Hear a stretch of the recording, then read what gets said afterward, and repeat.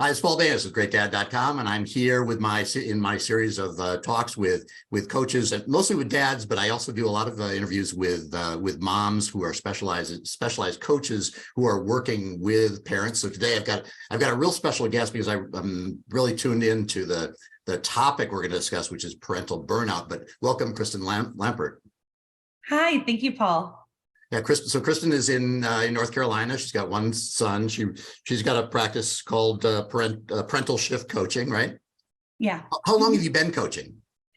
About 5 years now. Yeah. So I started coaching and still do coach in a more executive or leadership coaching function. I do about part-time in my work with a great firm called Talent Rise. And then the other part-time is really blending the other side of the equation, which is that high-performing parent. So I can talk a little bit about that, but I get to wear two hats all the time. Yeah, and I love that aspect, because even if you start out in more of the HR executive coaching and you're really working with executives, managers who are trying to get better at work, the family stuff always kind of seeps in over time, because it's hard to function at your best when you got, either something nagging at work at home or something at home nagging at you while you're at work.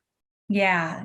What I find, we, as coaches, we coach the whole person, right? And, You sound like you went to CTI, you did CTI. I did.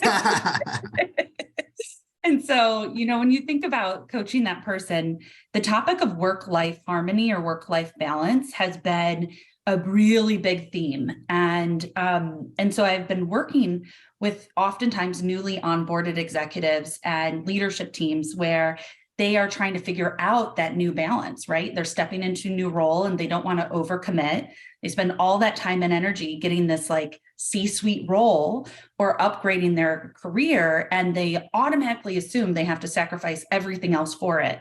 And so oftentimes our coaching, even though they're at the C-suite and we're coaching on their work, we're spending a ton of time figuring out how to create better boundaries between work and home so that they can honor kind of their life, the quality of their life that they wanted.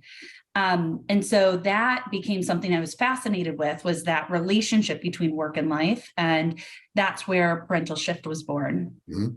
And when you talk about high performing parents, I'm sure a lot of people, even at the manager or director level, before they get to maybe VP or C-suite, still think they're pretty high performing. But I know after a long career in the corporate world that there's a completely different, there's a huge difference between director level, to some extent VP level, but VP and C-suite is more, it's a 24-hour job. It's not a job that you can compartmentalize as easily, not to take away from the fact that a lot of people are working 16 hours a day as directors and managers and right. Underpaid and overworked. But to get to that level requires a dedication and a focus, and quite often, neglecting the family life. Yeah.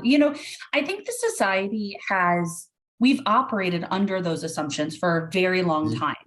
And if you take a look at the traditionalists and oftentimes the baby boomers that are in the workforce, I think that is absolutely true. But I work with a lot of startup environments where the parents are millennials, or they might be early, they might be in that Gen X, Gen Y space. And so their relationship with work from the very beginning, when they started their companies, they had expectations of balance. They had expectations that I can do both. I can have a vibrant home life and be committed as an active father, active parent, and have a thriving work life. And some of them are willing to make the sacrifices. In some cases, either the volume of travel, the volume of sales activities, or the time it takes to grow their business to honor those values. So I think it's a really interesting time, because the people who are at the C-suite now are trying to attract people up to that role. And a lot of folks are saying, I don't want to make those sacrifices. Yeah. And so without getting too deep into the politics, I think that's one area where women have been excluded from some of those roles, but also a lot of women have opted out of those roles, in my view, intelligently. Making $10 million does not have the same value to me as a parent as being close to my kids. And I think a lot of moms opted out of that, that lifestyle for good reason. So when you're working with people and you they have this challenge, are there patterns you see or things that that you can help them come to terms with? I think yes, there are absolutely patterns. What I notice is when I'm working with C-suite leaders, and oftentimes, that VP and above leader, there are certain saboteurs that probably become more common.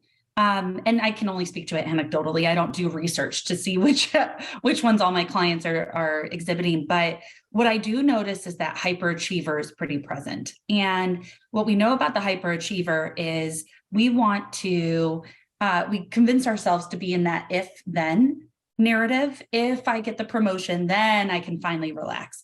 If I finish this project and, make this trip or, make this sacrifice, then I'll be happy. And what we find is that, it's the ultimate lie, right? We are always sustaining happiness and we're always pushing it off to a different time, like a different period of time. And what we lose is that sense of satisfaction in the moment. And so what I find a lot of times is bringing my clients back to the present. What is working for you in your life right now? How are you resourcing yourself? How are you equipping you and your family to be able to sustain the lifestyle that you have? Those are the questions that come down to it. And a lot of times what I find is, most of my clients have achieved, they're in a space of great achievement. Right. But they've convinced themselves they must continue to achieve more or better or greater. And for some, that may absolutely be true. And that's the track they want to go down. Right. And for others, they're like, wow, this is finally the chance I can take a pause and actually sit in my achievement. Instead of being in a space where I am still trying to earn my seat at the table, I can actually sit in the seat and feel really good about my contribution at that space. Yeah, and it sounds like maybe there's even a third group, maybe it's part of that first group, but who are so used to the hamster wheel that they've gone on for such a long time that they don't realize that there are things that they can now eliminate from their schedule. They don't have to be physically present for those 16 hours. They don't have to fly to Iowa for a meeting or whatever the thing is that they've just been consistently doing, and they as a hyperachiever, that saboteur just says there is never enough, there's never enough time. There always have to be performing. And it takes a coach to help understand that saboteur and discern what is important and what is just doing it because you've always done it. Yeah. Yeah. And, I think I'm sure you've noticed this too, as people elevate in their career, they don't, the emphasis is on the being side and not on the doing side. Right. Because what you're doing is actually learning how to coach, learning how to mentor, learning how to provide, advice and to enable and empower others. Right. And so that's the scalability of the function. And so sometimes you overweight the human doing side of our lives and underweight the human being side. And so it's funny, you work so hard to get where you are. And it's kind of this great irony that when you get there, you just have to show up. And that's a really cool muscle to start to build. So I work with my clients that way, and it applies at the home too. So when I think about a high-performing parent, the way I kind of, define it, there's two sides. One is the person who is in this high-performing space at work, right? The person who is at a certain level and amplified and maybe exhibiting the high achiever, the controller, some judge, all those things that we see. And then the other part is that I really think we need to look at parenting in a framework of high performance. There is a performance track we have as parents, right? And, we're measuring ourselves against society's expectations of what we think great parenting is, but we don't spend a lot of time empowering what we think great parenting is. And so when I think about a high performing parent, it's not just their title at work, it's how they show up at home. And can they apply that same level of self-development and curiosity and accountability to how they show up at home with that same kind of dedication that they've had to their professional development. I think that's the part that I think is really juicy and fun in coaching parents, you know? Yeah. Yeah. I think historically, a lot of people who've had 10-hour, 12-hour day work days have a tendency to come home and they're kind of on autopilot when they get home. And usually that was the dad who, you know, for generations just came home and put his feet up and kind of waited to be served in a lot of cases. Yeah. But that doesn't quite work anymore for either the mom or the dad. Yeah. Yeah. I think you're highlighting something really important. And when we think about that autopilot, you know, the whole concept of parental burnout is around understanding and recognizing when we are in a really habitual and long-term imbalance in our stressors and our resources. So parental burnout is really the exhibiting of exhaustion and being fed up. And it shows up in the feeling of just being on autopilot, being relatively detached from the family, or just kind of like going through the motions, right? Right. And 66% of parents right now in the United States are exhibiting some form of parental burnout. So what that tells me is that the equation's really simple. You have kind of a teeter-totter here, and you've got low resources, and you have high stressors. And when you do that for a long period of time, you operate with imbalance. So what I think is happening right now across society, and especially with parents, is that this balancing act is starting to get redesigned. You know, fathers are coming into the home more prominently and trying to figure out their role and function. I think women are learning how to let go of maybe some control in that design. That's important. You know, and so there's this balancing, and then fundamentally, the resources are a huge gap when we think about being parents in the United States. Yeah. So let's talk a little bit also about the burnout that was caused by COVID and forcing parents to play this dual role through the day. I mean, I think we all know that COVID has just upset all kinds of things, but that one we in our community have felt most specifically because people are just they're just torn. Yeah, they're pulled. You know, so there's a couple of things as you say that comes up for me. One is, you know, when we think about those imbalances, women came into the workforce in the 1970s in mass, right? You know, we came out of you know, this huge, you know, movement, civil rights movement, and women started coming into the workforce. The statistics show that the actual volume of labor, either invisible labor or activity that women take on, has been remarkably unchanged, even though they've been working. So what we know is that women are now doing the full-time work job, and we have the two dual income family, which is a pretty predominant way most families are operating today. But the labor hasn't changed. So the assumptions around women's role in the home, for the most part, have been relatively unchanged. I think COVID really blew that thing out of the water. And what we realized was, I think, you know, with spouses coming back into the home, we started to see and recognize some of that invisible labor.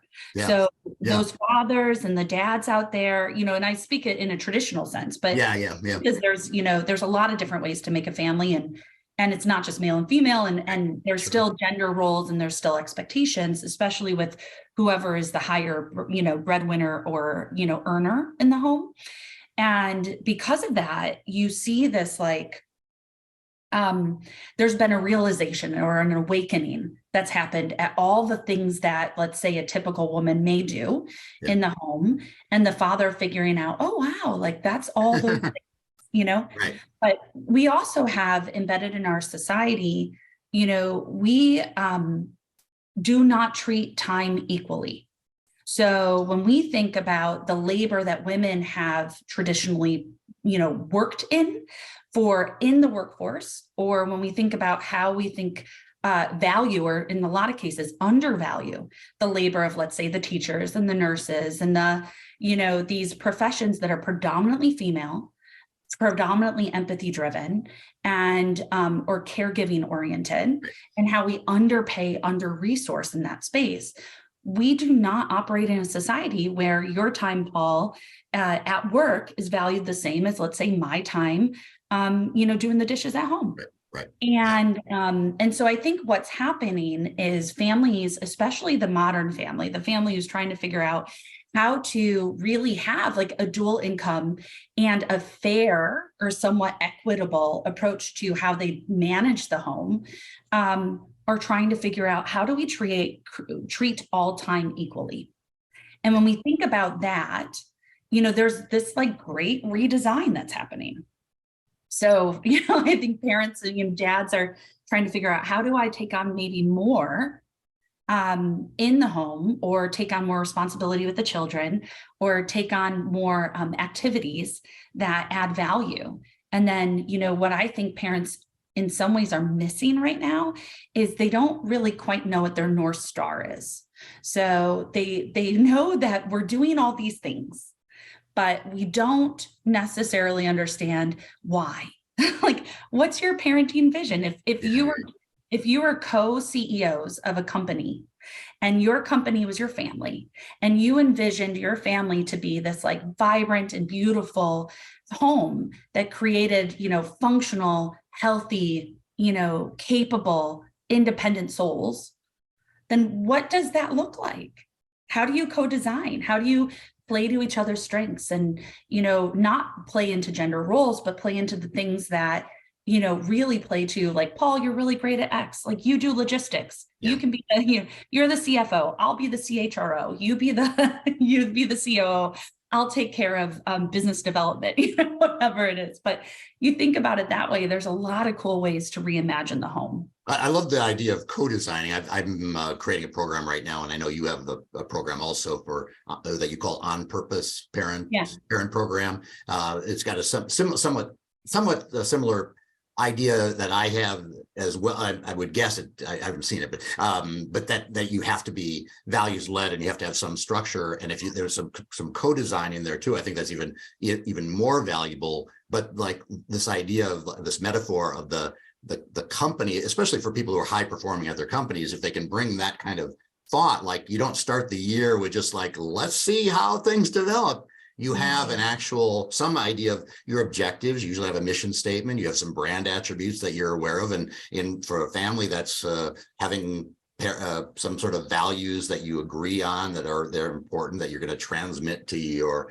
kids, and that you share with your partner. And you have a bunch of different activities that you're going to do during the year that underlie those values and also nurture the family. And that is so important, because I know we kind of use especially coaches, we kind of use that word intentional a little bit too frequently, but it does encapsulate this idea of avoiding that kind of sleepwalking through whatever the thing is that isn't getting, the right attention. I mean, a lot of people sleepwalk through their jobs too. I mean, that is all possible, but in some cases it's easier to walk at home. I'm interested that you said that 66% of people experience that burnout. You do have a breakout for men, which I thought was interesting, that there's still a difference between men and women experience the burnout at home, but men still have a significant level of burnout through. Yeah. COVID. So men are experiencing, about 42% of men are experiencing burnout. And that's according to a recent Ohio State University study. The concept parental burnout has been studied mainly in Europe over the last 10 or 15 years. And it's only starting to become a conversation here in the United States.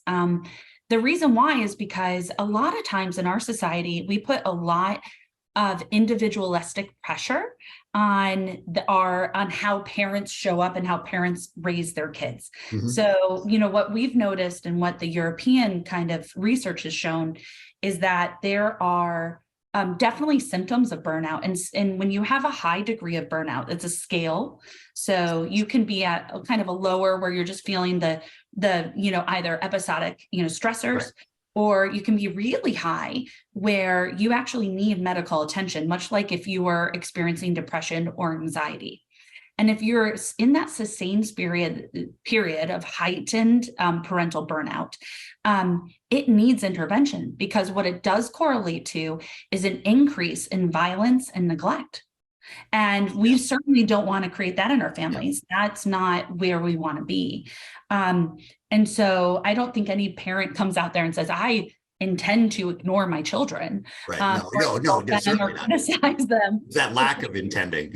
Yeah. But what it is that what we're recognizing is that we have parents who are in a sustained space of unregulated stress, right? So they're always in that fight, flight, freeze space. They're always in this space where they're reactive, or that they're they're really, from a Shirzad standpoint, you're in that monkey brain, they're in that limbic, system. And so when we think about reacting wildly, reacting, drop the Cheerios on the floor, it's a disaster. Oh yeah. I mean, gosh, I can't tell you how many times, with a 7-year-old, I am experiencing rage, genuine rage. I'm like, get your shoes on. It's like, I feel it, you can't help but do it, because you have things to do and places to be, and you have obligations, and you have all these expectations on you as a parent, and raising kids is hard. Yeah. So so we know that without that self-regulation, without either intervention at a high scale or tools to manage or lower your stress, you're going to experience a lot of burnout. And the other factor of resources is critical. So what I think sometimes parents think is, when we start talking about parental burnout, we're really trying to put the pressure back on the parent to say, like, you need to be better. And I just don't think that's true. I think we live in a society that is one of the most inhospitable spaces for the working parent.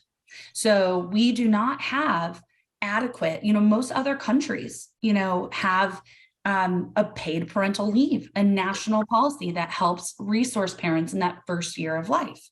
We have, a lot of other countries have childcare options and lower cost childcare that makes it possible to return to work and not feel the financial stress of coming back or having to leave their job to take care of their child.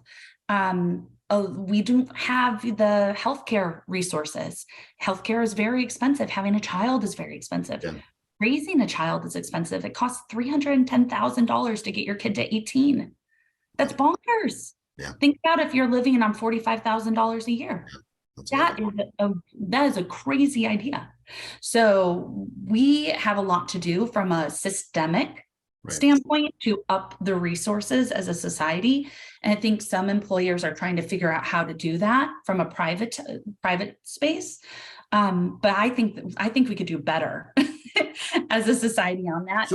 So I would imagine, as a coach, as coaches, we're not therapists. So anybody who's got a mental health issue, I immediately direct them to other resources. And if they're really like no problems at all, we usually don't see them. So, it's usually somebody who's more kind of in that middle ground, who's experiencing some of those symptoms. It isn't an emergency, yet they know something is completely off. What is your, I guess, macro strategy for helping them to lessen that burnout? Yeah, I think it's a great question. So for me, most clients don't come to us saying, oh, I'm super burned out. This is what, can you help me? What I do get is a lot of clients who come to me and say, I feel confused, or I feel a little rudderless, or I don't really understand what I'm doing. I feel disengaged around maybe my work life, my home life, or a bit of both. Right. And so that typically is the pain point, or they're seeing themselves being very reactive to their kids, and they don't like that. And then they're building a ton of shame and guilt and judgment around that. Right. So there's nothing worse than feeling bad about how you're parenting. Yeah. And it's scary to say, I need help. So So what typically, Oh, I yeah. see. Well, let's pause on that. It's scary to ask for help, but it is really valuable. I mean, there is no shame. This is not something that is intrinsic. It is not a scorecard on who you are as a being that you need help. It's just something that is helpful. Well, and that's why I think, I I am not a parenting coach. I do Right. not work with parents on how to raise their kids. What Yeah. I do is I'm a mental fitness coach for parents. So as a mental fitness coach, as a PQ trained coach, I'm So using that's positive intelligence. That's short for positive positive intelligence. intelligence.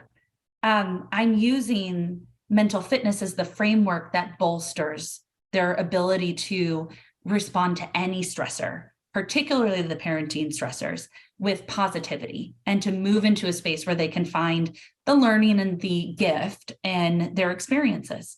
So where I'm less interested in how the outcomes on how they show up for their kids, I'm so much more interested in who this person is, what their dreams are, what do they want to accomplish, what kind of parent do they want to be, and setting the stage and vision for it. And then what we do is once we have a clear idea of what they want that future to look like, either with their partner or on their own, then we figure out how do we bolster up that picture of your life. Mhm. And we go back to where are the key stressors, where are those lacks of resources, and how do we rebalance that equation? So there's an aspect of, understanding the future state, acknowledging the current state, and then figuring out how to rebalance or coordinate the equation so that you can get to your future state. Yeah. So I don't know So if that. no, I think that's really helpful, and I want to come back to it. But just for those who don't know what positive intelligence is, we're both certified in this program, which is a 7-week program where we use a phone app to help guided what you could maybe call mini meditations. Well, maybe we'll experiment with one in a few minutes here, and Yeah. along with some group coaching, weekly meetings, some videos that explain concepts. But the basic framework is learning to identify when you're being triggered, when a stimulus is coming in that's having an effect on you negatively toward yourself, toward somebody else, toward a situation, doing something that gets you out of that usual response, and then helping to teach you more positive ways of reacting to the situation. So that's basically the overview. But what excited me is that it sounds like you're combining that with values orientation or some other part of a larger view on the role of a parent or an employee too. I'm sure that's the same. It's the same structure. Yeah. I mean, 100%, because, we get so attached to the labels or identities that we have as humans, right? So Kristen has, me, myself, I have mother, I have employee, I have employer, or I have, ex-spouse, I have like co-parent, I've got, athlete, whatever else, I have all these identities, right, that we connect to. And sometimes in parenting, the parents get lost in becoming a parent and trying to meet the expectations of society, right? And our society puts an incredible amount of pressure and a perfectionistic and somewhat individualistic tone to it. So we think, we Pinterest our way to being the perfect mom. And, that is an exhausting identity, but we also overweight that function. And so it's like, the more you understand about yourself and who you are and where does parenting fit in that? But more importantly, like, where's your dreams? Like, you are more than just a parent. You have this whole creative force in you that deserves cultivation and whatever that might be. And so a lot of parents come to me because they have zero time for themselves. They've dedicated everything to everyone else, and they're finding themselves absolutely exhausted. So a lot of times it's actually about bringing that self-care, that self-nurturing, that connection to others that they love, or bringing that kind of creativity back into their life so that they can actually look at parenting in a more, I guess, like in a reframed way. Yeah. Whatever Yeah, that well, might be. and what an incredible gift. I mean, your son is 7, mine are now 19 and 23. So I'm now looking back on a lot of those years, and there's certainly things that I think I did well and some things I wish I could do over again. But I think going through those 20 years with your child and kind of knowing some of the framework and having a coach at some point, maybe not all the time, but periodically or whenever things are in difficulty, or setting up that original parenting system or whatever, it would change the dynamics so entirely, because we often, I think some of us are just lucky, things just go well and it's just luck, and you're not necessarily because you're a fantastic 100% there parent, and then other people have real struggles and they don't have any kind of framework to know, is it me, is it circumstance or whatever. But it sounds great to be doing it with the people with parents of kids your age. Yeah. So let's talk about the positive intelligence, the what we call the PQ reps, which are basically ways to change, ideally rewire your brain in positive intelligence on how to shift from a negative response to a more positive response. Can you talk a little bit about how that works, how it works in your practice, or how people relate to it, or how they find it, the experience? Yeah, I find it to be magic making. I don't know if you find it that way, but we underestimate the fact that we are in control of our thoughts. And it doesn't mean that we're only telling ourselves the pretty side or the nice side of the story. We're not promoting toxic positivity here. What we are doing is we're saying, hey, emotions come in and they're like these really great receptive devices, right? We get this information. It's like it's almost like tuning in on a radio. The emotion comes in and it's like, oh, there's happiness, there's joy. And then there's like, oh, there's anger, there's frustration, there's overwhelm, whatever those feelings are. And when we get that hit, when we get that data, that is an important thing for us to recognize. Right. Right. And so, a lot of times, rather than just letting it ruin our day, or right. Yeah. I mean, one of the this tools is going on. Yeah. Yeah. And you think about like even the act of driving down the street and getting cut off, right? Somebody cuts you off in a lane, you're on your way to work or whatever it is. You have an initial reaction, right? Your initial reaction is going to be like, maybe it's going to be pretty flavoring, like there could be some colorfulness to how you react, right? You might get really angry. Your blood pressure goes up, your body gets tense, your muscles get like frustrated. You maybe use some fingers. I don't know. You might have some initial reaction that's just like, that's data, right? That's information. Now, if you were to imagine taking that one instance and taking that amount of rage and anger and applying it to the rest of your workday, how would your day turn out? Right. And so we all know that's probably not a great choice. You don't take that emotion, that anger from something that just randomly happened to you, right, and carry it through the whole day. You have to find a way to let it go. And so the PQ reps are the tool that helps you transition. So it's that self-command muscle. It's getting to the space where I can say, okay, cool, that thing happened. I now have the data. Do I want to stay in anger? And we're not doing it intellectually because that's not going to work.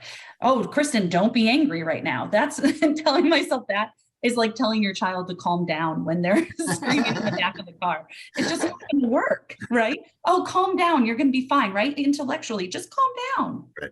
It doesn't help, So you have to have this tool that interrupts that. And so PQ reps are that tool. And it is oftentimes mini meditations, little breathing exercises, ways to calm your regulatory, like your nervous system down.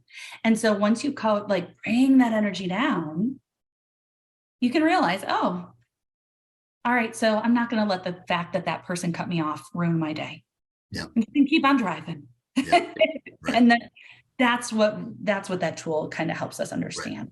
And then there's another part of positive intelligence that then helps you learn from those challenges to find more positive response to them. So the idea of these PQ reps, and I'd love it if you would demo maybe one for a couple minutes, it's like meditation. A lot of people do meditation at the beginning of the day. They love it. It really calms them down, but they find that it kind of dissipates very quickly. You know, by the time they run into the person on the street, like, half an hour after they've done their morning meditation. So that's in positive intelligence. One of the things that we're trying to do is develop a habit that you are doing these PQ reps throughout the day. And it's not just one time during the day, but in the program, you're doing it pre-scheduled times, you're doing added ones during the day. So you're really incorporating this in your life. And I know from my experience now, I've been doing it for whatever, it's 2 years.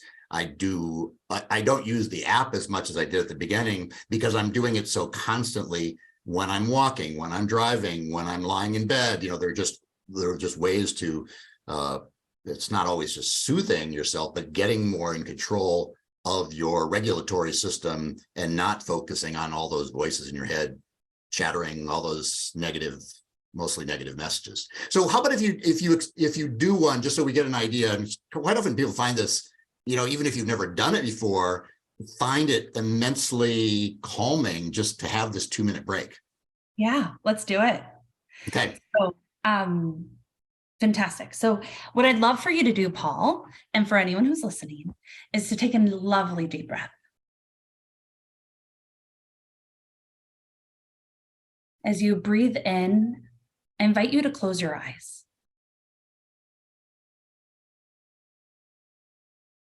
As you breathe, whether standing or sitting, I invite you to feel your toes. Wiggle, maybe your big and little toes, let them roll across the floor. Imagine that you can feel every single one of those toes.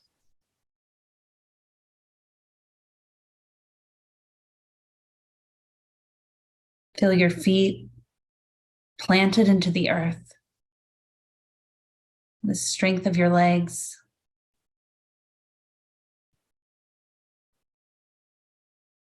And let those toes just wiggle or move. Have them find a comfortable space.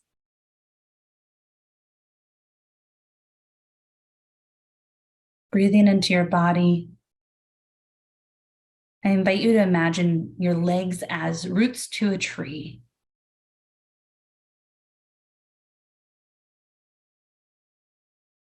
The sturdiness of your legs and your core.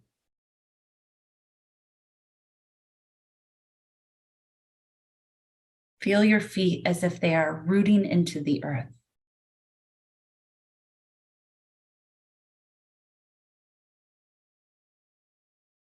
Offering you security,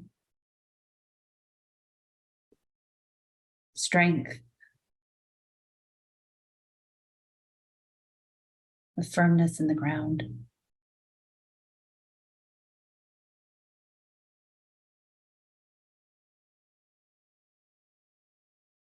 Check in with your breath.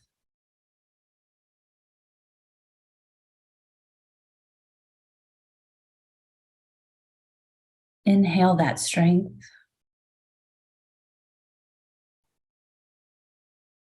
And exhale anything that no longer serves you in this moment.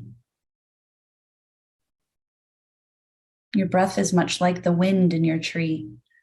It's rustling the leaves and bringing you air, movement, allowing you to stay fluid and connected to the earth. And at the same time, reaching your branches out to the sun.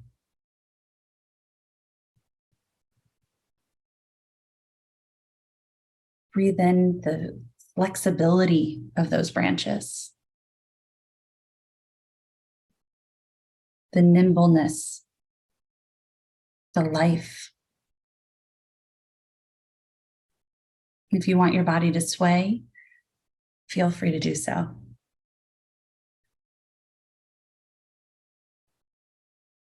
And take deep appreciation for both your rootedness in life and your fluidity. Your ability to weather any storm and to turn your leaves and branches to the sunlight. When you're ready, take one more luxurious breath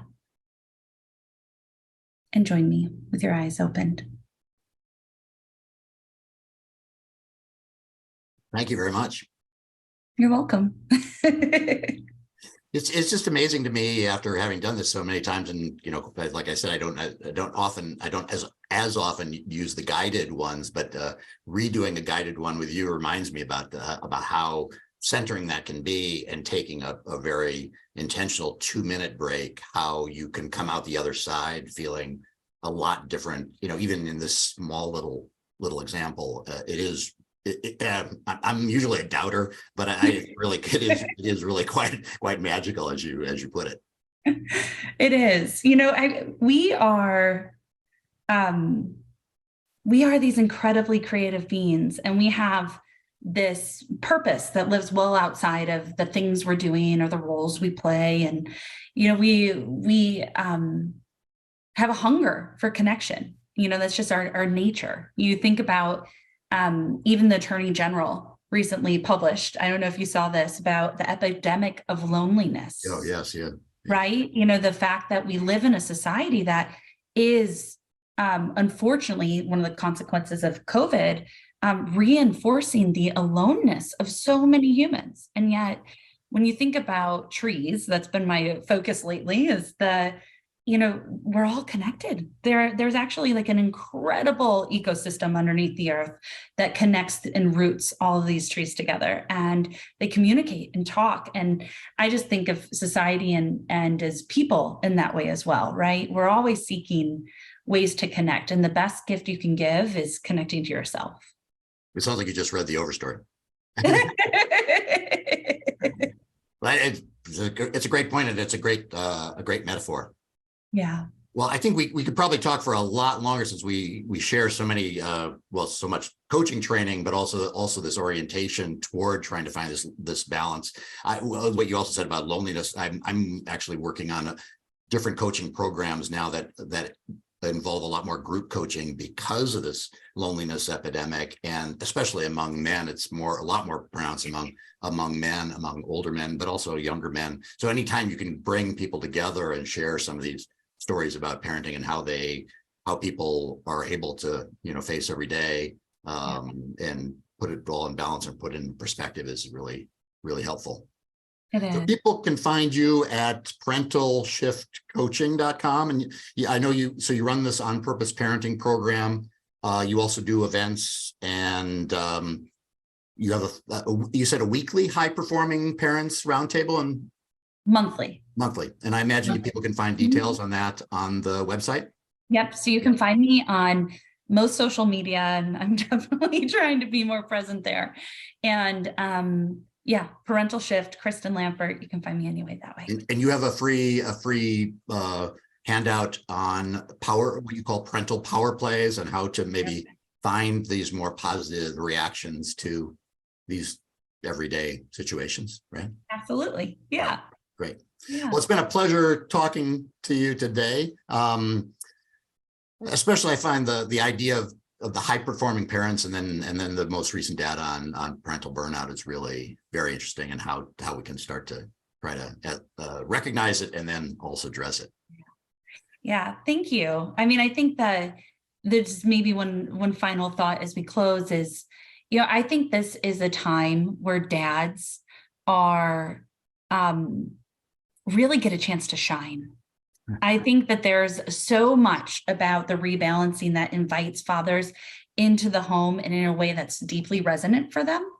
And to your point, I think there's this wonderful call to action around connection, and fathers not living in such a isolated space. I think that masculine energy sometimes has kept people a little bit separate. And I'm excited to see where you take Great Dad and where it grows, because I think now more than ever, parents need support. And I'm glad that we're both part of that. Yeah, the idea that it's not taking on an added responsibility, but it's fulfilling a part of life that is really just essential is being a whole person, not just a work person or a family person. So exactly.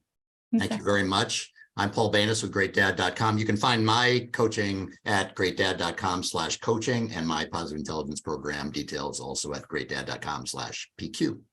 Awesome. So again, until next time, take care. You too. Thank you, Paul.